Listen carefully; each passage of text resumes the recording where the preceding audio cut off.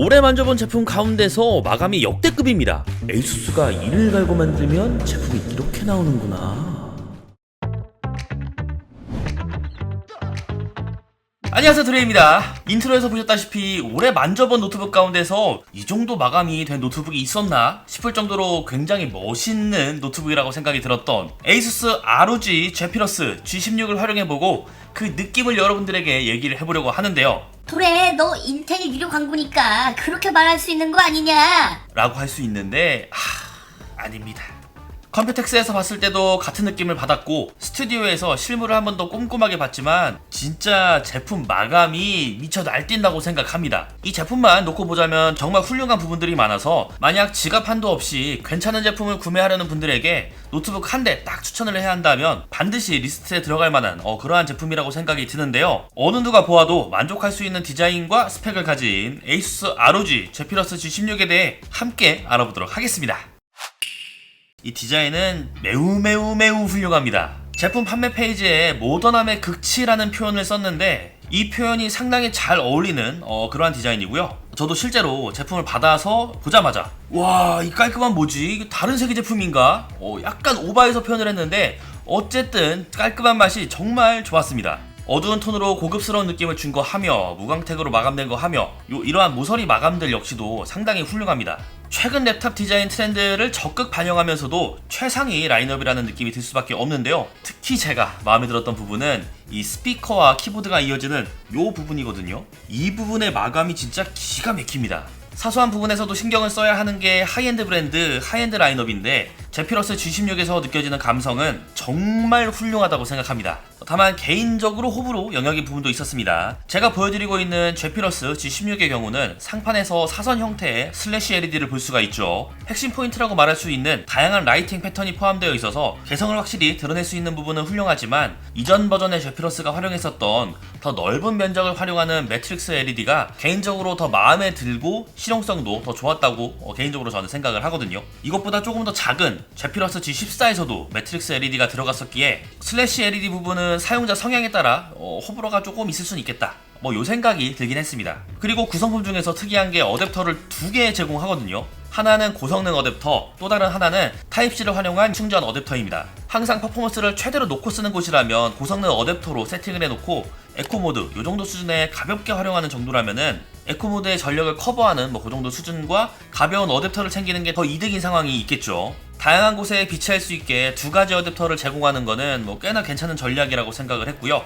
포트 구성 괜찮았습니다. 고성능 어댑터를 쓰면 트리플 모니터 구성이 가능하고 겜투북이라면 의뢰 빠져있는 SD카드 슬롯도 있었고요. 포트가 엄청 넉넉해 요 수준은 아닌데 그래도 활용하는데 크게 문제는 없다, 이렇게 볼 수 있을 듯 싶고요. 이 디자인이 워낙 훌륭하다 보니 내부는 어떨까 싶어서 먼저 분해도 해보았습니다. 내부는 깔 게 없습니다. 입이 온칩 형태로 LPDDR5X 32GB가 내장되어 있고 M.2 슬롯은 2개가 있어서 용량을 최대한으로 늘리고 싶다면 2280 사이즈 2TB 2개를 설치하면 최대 4TB로 활용할 수가 있습니다. 제피러스 라인업이기 때문에 당연히 고성능을 위해 설계가 되었을 텐데요. 고성능에 맞게 적시적소에 제대로 배치가 된 모습이고요. 우선 좌우 각각 하나씩 팬이 있고 중앙 부근에 소형 팬이 하나가 더 달려 있습니다. 당연히 공기순환에 도움이 되겠죠. 또 이전 라인업과 마찬가지로 리퀴드 메탈을 활용했다고 해요. 이러한 특징도 볼 수가 있었고요. 내부를 좀 이렇게 보니 눈에 보이지 않는 부분까지도 신경을 정말 많이 썼다는 게 느껴지는 그러한 내부 구조라고 생각을 합니다. 디스플레이 역시 진짜 예전에 제가 네뷸라 디스플레이 인증 제도가 처음 나왔을 때 이 인증 딱지 받은 거면 디스플레이 성능이 굉장히 훌륭한 거다, 진짜 미친 거다, 이렇게 얘기를 한 게 기억이 나는데요. 우선 올레드 패널을 활용했고 해상도는 QHD 플러스입니다. 화면 밝기는 최대 500니트, P3 영역은 100%를 지원합니다. 그리고 겜투북이라는 이름에 걸맞게 주사율은 240Hz, 응답 속도는 0.2ms라고 해요. 게다가 엔비디아 G-Sync 지원도 하고 팬톤 색상 인증까지 받은 디스플레이거든요. 웬만한 디스플레이는 명암도 못 내밀 그런 수준인데요. 이야, 이거는 게임용으로 써도 정말 훌륭하고 본업이 영상 편집이라고 해도 만족스럽고 그냥 뭘 해도 눈이 황홀해질 수밖에 없는 패널 스펙입니다. 겜투북 중에서도 최상위 패널 성능이라서 극소수 유저를 제외한다면 정말 만족스럽게 활용할 수가 있을 것 같죠. 그리고 이 스피커는 우퍼 사이즈가 125% 커지면서 기존보다 훨씬 웅장한 사운드를 들을 수가 있었습니다.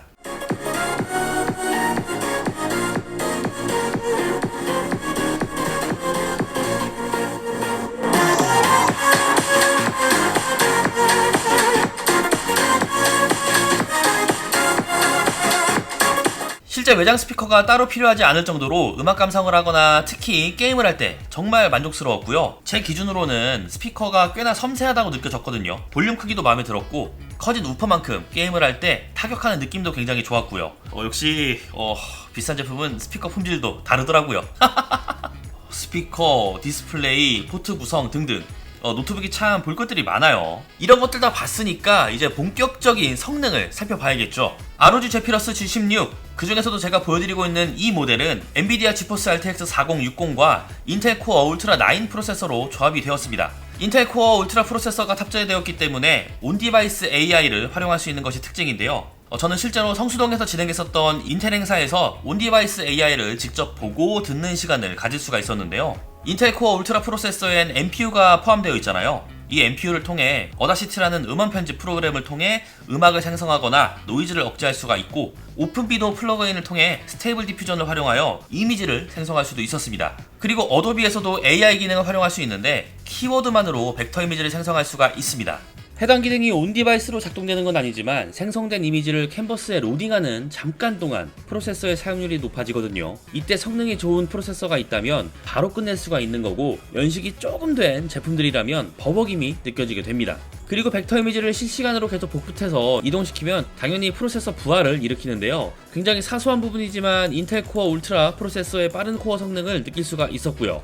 그 밖에 오픈비노를 통해 많은 기업들과의 협업은 현재도 진행 중에 있거든요. 내년 초만 되어도 굉장히 많은 AI 툴을 활용할 수 있을 텐데, 인텔 코어 울트라 프로세서를 통해서 요즘 대세로 떠오른 AI 기능을 활용한다면 업무 향상성이 더 높아질 뿐만 아니라 창의적인 작업 흐름에 더 많은 도움이 될 거라고 생각합니다. 시드매치 RE3에서 싱글코어, 멀티코어 전부 상당히 잘 나오게 되고요. 모바일 프로세서지만 웬만한 데스크탑은 비교도 안 될 정도로 높은 성능이고요. 3D마크의 파스, 타스 역시 같은 조합의 제품들의 평균보다 더 높은 모습을 보여주고 있습니다. 게임에서도 꽤나 성능이 잘 나올 것으로 예상해볼 수가 있죠. SSD도 70% 가까이 채우고 테스트를 해봤는데요. 최상위 속도라고 할 순 없지만 부족하진 않은 속도입니다. 바로 게임으로 들어가 봤습니다. 좌측은 풀옵션의 깡성능, 우측은 풀옵션의 업스케일링 기술을 적용한 상태입니다. 디아블로4는 한 70에서 80프레임 수준이면 충분히 재미있게 게임을 할 수 있기 때문에 양쪽 다 게임을 하는데 문제는 없을 테고요. 호그와트 레거시는 60프레임을 넘었지만 시점이 확확 바뀌는 게임이라 그래도 우측 DLSS 적용되었을 때 게임이 더 부들부들한 느낌일 거예요.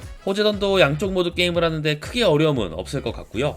포르자 호라이즌은 테스트를 많이 해봤는데 이상하게 프레임이 덜 나오더라고요. 오히려 XESS 적용했을 때 프레임이 더 줄어들기도 하는데요. 이건 게임에서 지원이 덜 되는 느낌이었고요. 평균 100프레임도 나름 할만한 프레임인데 그래도 이왕이면 160프레임대에서 게임을 하는 게 더 좋아 보이죠. 패럴드도 두 옵션 모두 게임을 하는데 부족하진 않은 수준입니다. 사펑은 확실히 DLSS 슈퍼 해상도를 설정해주는 게 좋아요. 30프레임대에서는 컨트롤이 좀 애매한데 70프레임 넘어가면 확실히 부들부들한 느낌이 들거든요. RTX 4060은 풀 HD에 대응하는 GPU지만 본래 해상도인 QHD에서 테스트했다는 점을 감안하면 충분히 프레임은 뽑혔다고 봅니다. 물론 업스케일링 기술을 쓰면 프레임이 더 많이 뽑히기 때문에 깡성능으로 쓸 거라면 FHD, 업스케일링 기술도 고려한다면 QHD 이렇게 볼 수는 있을 것 같고요. 하지만 해당 테스트에선 모든 것을 최대로 설정해 놓았기 때문에 이번에는 GPU 성능을 표준으로 놓고 해봤는데요. 디아4에서 프레임 차이가 거의 없는 것에 반해 소비 전력은 20W 전후로 줄어들었습니다. 오버워치2 역시 프레임은 소폭 줄어들었으나 소비 전력은 한 10에서 15W 정도 줄어들었죠. 패럴드 역시 소비 전력은 20W 정도 줄었지만 프레임은 11% 정도 차이가 납니다. 전성비에서 더 좋아졌고요. 사이버펑크 2077도 20W 이상 차이가 나지만 소비 전력 차이에 비해서 프레임 차이는 크지 않죠. 4개의 게임에서 소비 전력은 많이 줄었지만 프레임은 꽤나 방어해주고 있었다, 이렇게 볼 수가 있고요. 외장 GPU를 아예 끌 수 있다고 했잖아요. 그렇기 때문에 프로세서만으로 게임을 즐길 수가 있는데요. 디아블로4 생각보다 프레임 잘 나오고요. 오버워치2도 엄청 부들부들하진 않지만 가볍게 게임을 즐기기엔 충분한 수준까지 됩니다. 사펑은 둘 다 쾌적한 환경은 아닌데 어쨌든 저전력으로 세팅을 해도 옵션 타협을 하고 업스케일링 기술의 도움을 받으면 프레임을 어느 정도 가져갈 수가 있어요. 이렇게 외장 GPU의 전력을 제한하면서 쓸 수도 있고 외장 GPU를 비활성화 시켜두고 노트북을 활용할 수도 있어서 배터리 활용성이 다른 게임트북보다 훨씬 좋습니다. 절전 모드에서 FHD 영상을 시청했습니다. 스피커 볼륨은 50%, 화면 밝기는 최대로 두었고요. 이 상태에서 대략 30%의 전력을 소모하는데 2시간 20분이 걸렸거든요. 90%의 배터리를 소모하는데 한 7시간 정도 걸릴 것으로 예상이 되잖아요. 다양한 모드를 통해서 다양한 환경에 쓸 수 있게끔 소비자들에게 선택지를 제공해주고 있는 이 세팅은 개인적으로 정말 마음에 드는 것 중 하나입니다. 온도의 경우는 높은 편이긴 합니다. 내부 레이아웃은 상당히 훌륭하지만 휴대성을 위해 슬림해지다 보니 여기서 열 방출이 조금 덜 되었던 것 같고요. 팬소음을 확인해보면 최대 팬 RPM으로 두면 확실히 소음이 있습니다.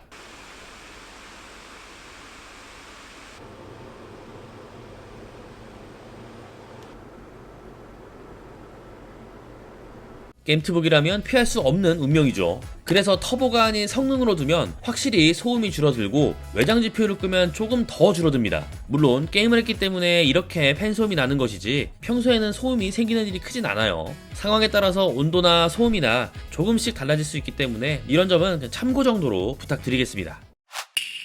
게임트북이라고 하면 최대 퍼포먼스만을 생각하는 사람들이 많습니다. 뭐 당연한 얘기죠. 하지만 반대로 저전력과 휴대성에서는 활용하기 어렵다는 반증이기도 한데요. ASUS ROG 제피러스 G16은 게임 환경뿐만 아니라 다양한 환경을 모두 아우를 수 있겠구나, 그러한 느낌을 받았거든요. 최대 성능을 내고 싶을 땐 200W 어댑터 연결 후에 고성능 모드로 놓고 쓰면 되고, 최대 효율을 내고 싶다면 외장 GPU를 끄고 에코 모드로 쓰면 됩니다. 완벽한 디스플레이와 훌륭한 음질의 스피커도 있고요.